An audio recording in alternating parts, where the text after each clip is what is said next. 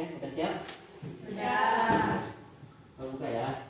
Assalamualaikum warahmatullahi wabarakatuh. Waalaikumsalam warahmatullahi wabarakatuh. Gimana kabar kalian pagi ini? Alhamdulillah. Baik ya. Ya, sebelum memulai, pasti mau biasa kami ngecek perhatian kalian terlebih dahulu ya.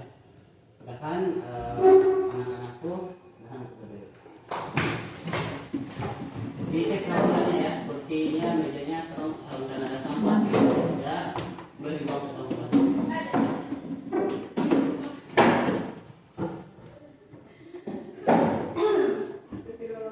Kalau udah beres, tapi boleh ditahan dulu. Oke, sebelum dimulai, kita akan berdoa terlebih dahulu. Untuk KM, silakan dipimpin berdoa.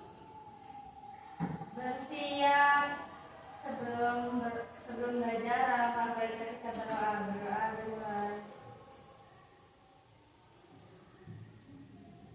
Berdoa selesai.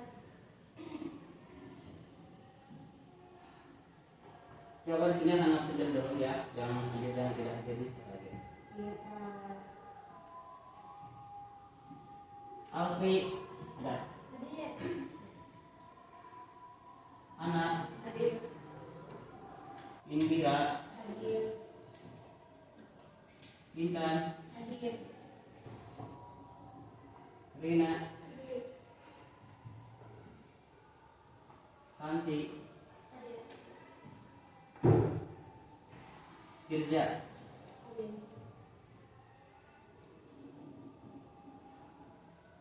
Sylvia. Sebelum melaksanakan kegiatan, di sini akan kita dulu ya semangat kalian ya. Di pagi kali ini, semangat atau tidak? Ya, dan tidak terlalu ngantuk juga ya. Setelah makan. Oke. Oke. Siap? Siap. Semangat pagi. Oke. Kayaknya masih ada yang belum gini ya. Terang semangat juga. Oke. Semangat pagi. Semangat pagi. SMK. SMK. Apa sudah? Perbankan syariah.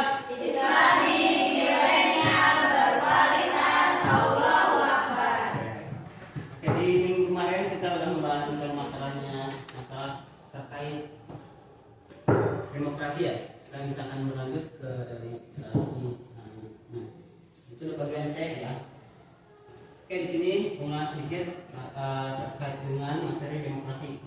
Hampir sama materinya seperti itu ya. Mungkin di sini sedikit lebih rinci, begitu ya. Cuman hanya sebatas pemahaman tertentu saja, yang dari tahun per tahunnya, gitu ya.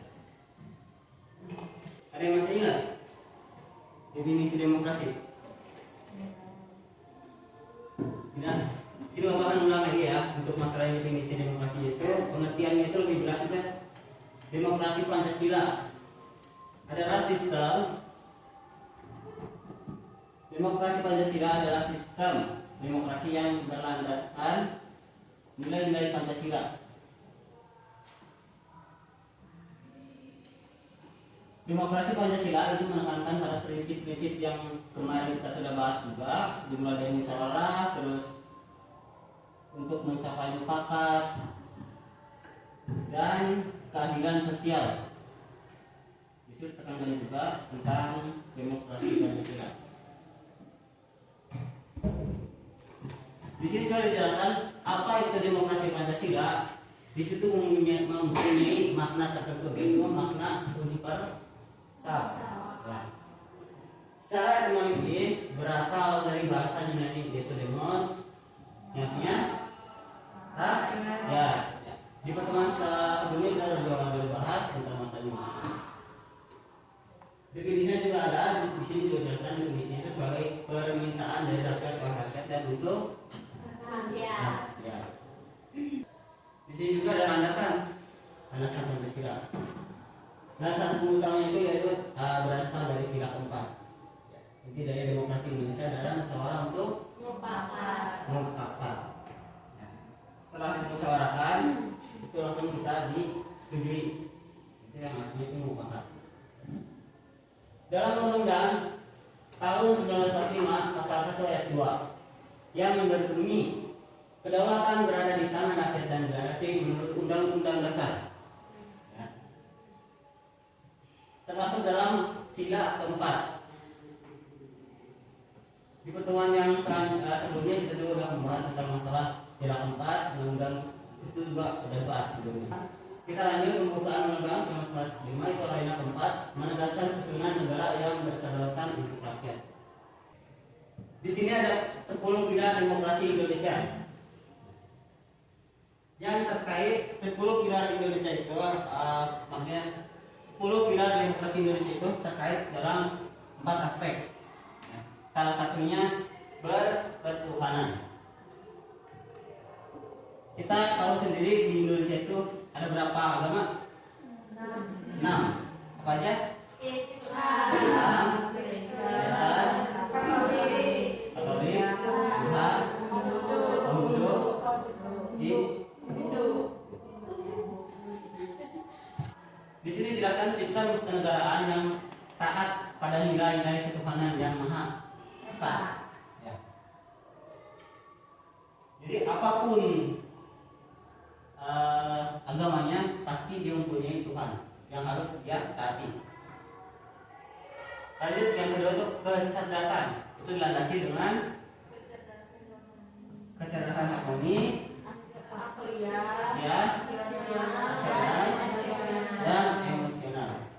Yang kita sering gunakannya itu lanjut yang ketiga itu ada rule of law. Keadilan hukum bagi seluruh warga tanpa pengecualian. Ya. Nah itu yang ketiga. Yang keempat pemisah kekuasaan atau disebut check and antara legislatif, eksekutif dan jadi di sana harus saling support satu sama lain. Di mana ada pemisah, ada kekuasaan itu harus balance. Lanjut ya. Ciri-ciri khas prinsip utama itu di sini ada 4. Dari mulai musyawarah mufakat, keluarga dan gotong royong, keseimbangan hak dan kewajiban, dan keadilan sosial.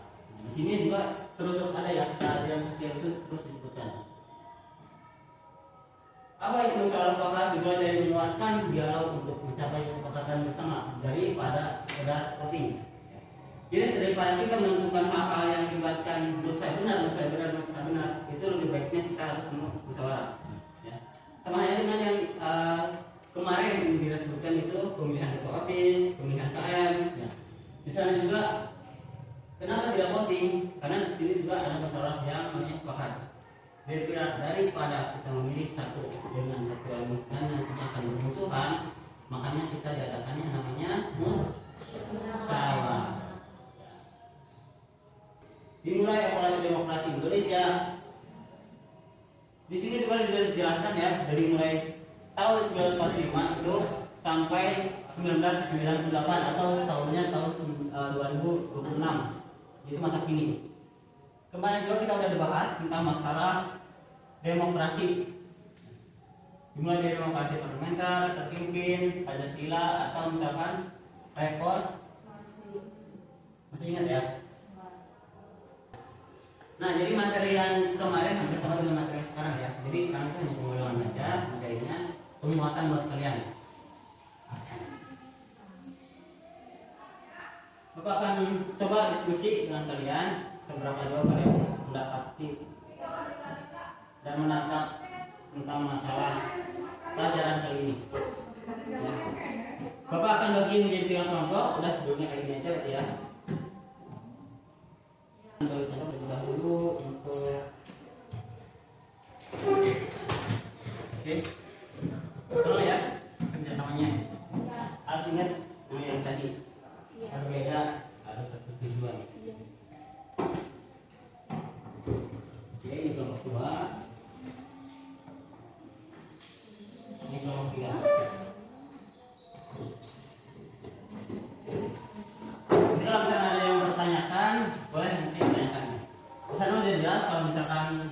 Dimulai dari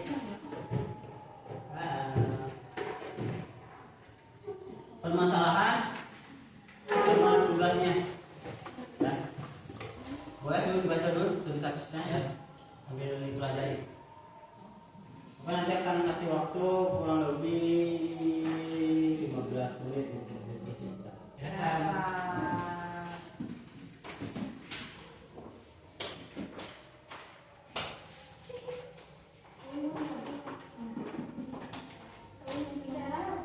Assalamualaikum warahmatullahi wabarakatuh. Waalaikumsalam warahmatullahi wabarakatuh. Kami dari kelompok 3 akan mempresentasikan solusi dan tindakan konkret. Sebelum ke materi, perkenalkan nama saya Santi. Perkenalkan, nama saya Alki. Saya Ana.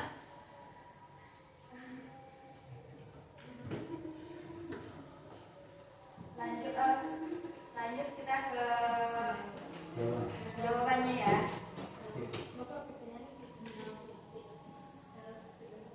Pertanyaannya itu jelas, jika kalian adalah dewan pengawas calon bantuan dan di perbankan tertentu,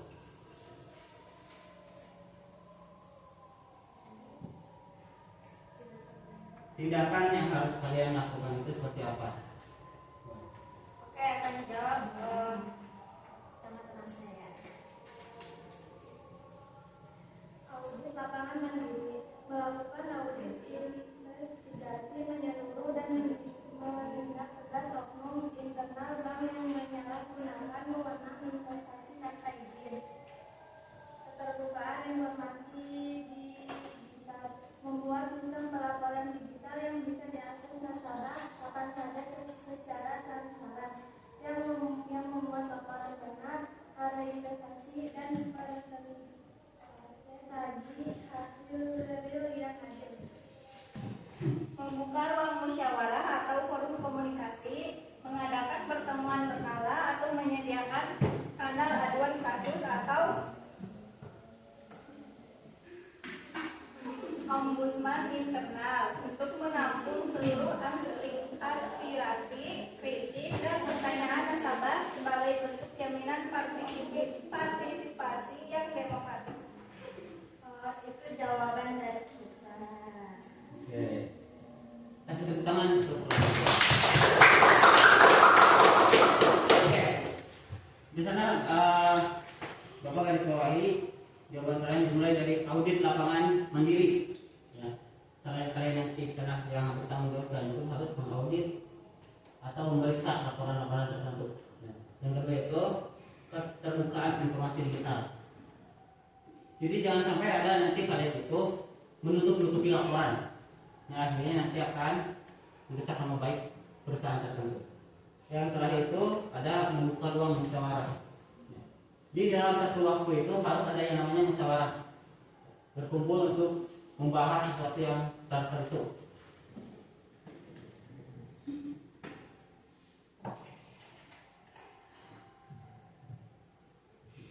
Yang dimaksud dengan audit itu kalian itu harus tegas. Ya. Jika ada oknum tertentu yang menyalahgunakan jabatan, langsung tindak secara tegas oleh kalian. Jadi itu jika kalian menjadi atasan ya. Boleh duduk kembali. Berarti tutup dulu ya. Mungkin sekian dari kami. Wassalamualaikum warahmatullahi wabarakatuh. Waalaikumsalam warahmatullahi wabarakatuh. Oke, kita lanjut kelompok ke 1. Kelompok 1 silakan. Jadi di sini pertanyaannya berdasarkan 11 ciri utama demokrasi yang telah dipelajari, ciri-ciri apa saja yang dilanggar oleh pihak manajemen bank syariah dalam kasus di atas? Jelaskan alasannya. Yang akan dibacakan oleh Nur Rifani.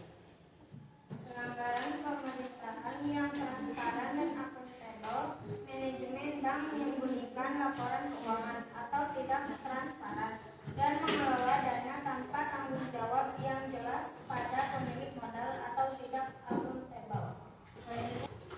Baik, itu segitu dari hasil diskusi kami.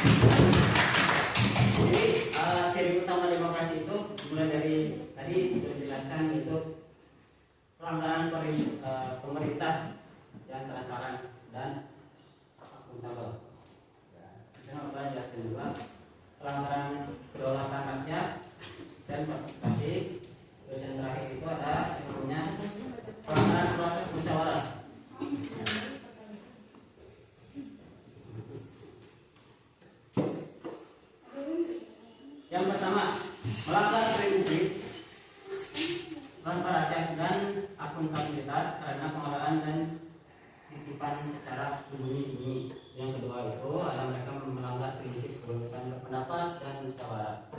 Oke ya. Ya Pak. Oke. Boleh? Mungkin sekian presentasi dari kelompok kami, kurang lebih mohon dimaafkan. Saya tutup. Wabillahi taufiq wal hidayah. Wassalamualaikum warahmatullahi wabarakatuh. Waalaikumsalam warahmatullahi wabarakatuh.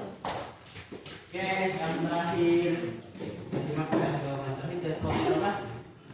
Kelompok 3. Kelompok 2 ya. Ya. Assalamualaikum warahmatullahi wabarakatuh. Waalaikumsalam warahmatullahi wabarakatuh. Kami dari kelompok 2 akan mempresentasikan hasil diskusi kami. Sebelumnya perkenalkan, nama saya Firza. Saya Silvi. Langsung aja ke pertanyaannya. Mengapa prinsip pemerintahan yang transparan dan akuntabel di dalam sebuah negara memiliki esensi nilai yang sama dengan sifat amanah dalam pengelolaan lembaga keuangan syariah?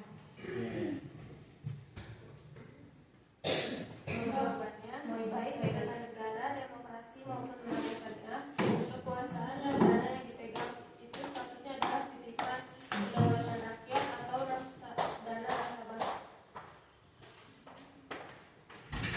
Mengapa harus transparan dan akuntabel di dalam negara? Jika pemerintah jujur dan transparan, rakyat akan percaya. NKRI akan tetap utuh.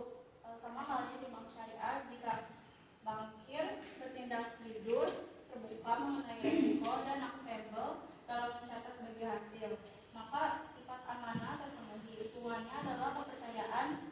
Jika transparansi hilang, maka sifat amanah gugur dan runtuhlah institusi tersebut, baik negara maupun bank. Jadi yang dimaksud dari kelompok 2 itu pertanyaan tentang masalah prinsip ya, prinsip pemerintahan yang transparan. Ya. Di sana ada 2 prinsip, yaitu esensi nilai amanah dan transparan dan akuntabel. Ya. Yang dimaksud dengan esensi di sana kan sudah dijelaskan juga, yaitu tentang masalah lembaga saja, kekuasaan dan dipegang itu status itu titipan kedaulatan rakyat dan nasabah. Kepercayaan dan amanah dalam konsep tata negara, pemimpin memang amanah kedaulatan dari rakyat. Jika transparan, rakyat jika tidak transparan, maka rakyat pun tidak akan percaya. Sama halnya dengan sifat sidik ya, atau jujur. Jadi jika transparan itu hilang, maka sifat amanah otomatis akan gugur. Sama halnya seperti itu ya. Untuk kelompok 2 jawaban sudah mencakup intinya ya. Kasih tepuk tangan untuk kelompok 2. Sekian presentasi dari kami. Kurang lebihnya mohon maaf. Wassalamualaikum warahmatullahi wabarakatuh. Waalaikumsalam warahmatullahi wabarakatuh.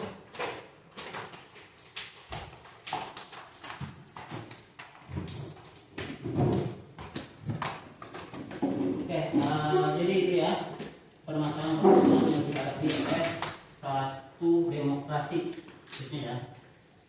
Jadi kesimpulan kali ini dimulai dari amanah, sidik, dan kalian diberi kepercayaan oleh atasan kalian harus jujur. Itu mungkin ya, karena waktunya juga udah mepet juga. Boleh kelihatan kali ini kita tutup. Boleh kalian boleh ditutup ya. Pak, bersiap, sudah belajar dan pulang, marilah kita berdoa Tuhan. Berdoa selesai. Oke, Bapak ucapkan terima kasih